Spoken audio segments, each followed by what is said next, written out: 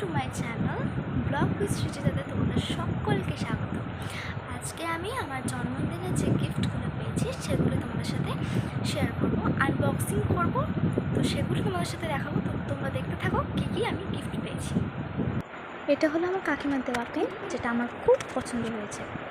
আর তারপরে হচ্ছে আমার পিসির দেওয়া কিটক্যাট আর নীল কালো রঙের দুটো, মানে কালো কালির দুটো ডোমসের পেন। এই দুই ধরনের পেন আমার প্রচণ্ড পছন্দের। আর তারপরে ছিল আমার বন্ধুর দেওয়া একটা হাতে তৈরি ফুল গীতবিতান। গীতবিতান আমার অনেক দিন আগেকার মানে শখ কেনার, তো এটা আমি পেয়ে খুব খুশি হয়েছি।